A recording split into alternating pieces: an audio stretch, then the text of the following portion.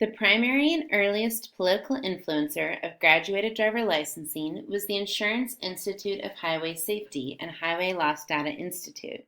According to their own website, the original formation of this independent nonprofit organization was a union of 3 insurance associations, who together represented 80% of the auto insurance industry. The auto insurance industry has a vested interest in decreasing crash fatalities of any kind because they have to pay out claims when accidents happen. The research published by the IIHS influenced the federal government to take action. The federal government did not have blanket political power to introduce an intervention such as GDL, so initiation of GDL was encouraged by offering grants in exchange for GDL programs that met certain requirements.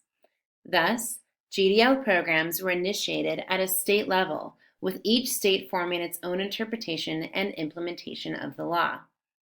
The social, economic, and political factors that influence the development and implementation of graduated driver licensing have ultimately determined how it has come to be in its current state. The social influences of research from the auto industry and public health agencies shaped the tone and structure of how it was implemented.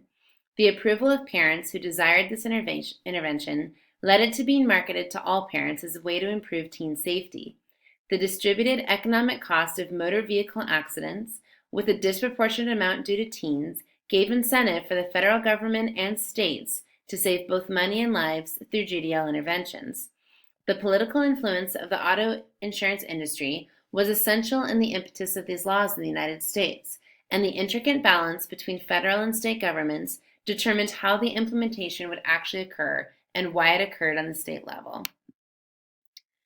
GDL programs have been successful in significantly decreasing the number of injuries and accidents caused by teenage drivers. This program was successful in part because it identified a section of the population that was responsible for a disproportionate amount of harm and targeted the intervention to reach that population.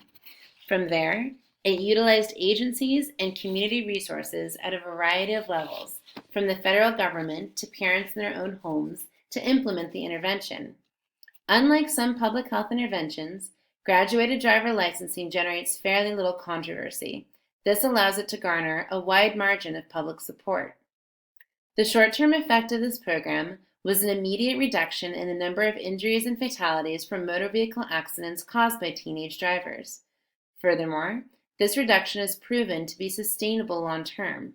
As research continues on what components of the law are most effective, it is anticipated that further reductions in injury and mortality could be achieved.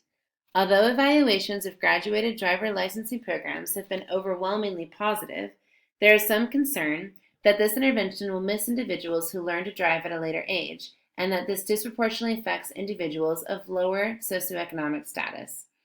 As the program continues to evolve and more research is completed, hopefully it will grow to include interventions for those individuals.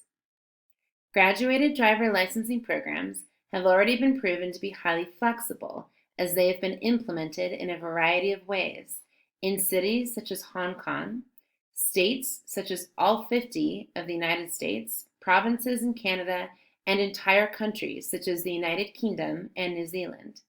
The benefit of the implementation on such wide scale and the wealth of research that has followed it will make it easier for future populations of any size to adopt a similar program.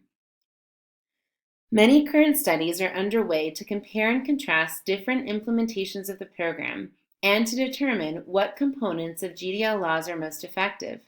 Additionally, the concept of GDL laws is being considered for populations such as elderly drivers to improve safety in other age groups.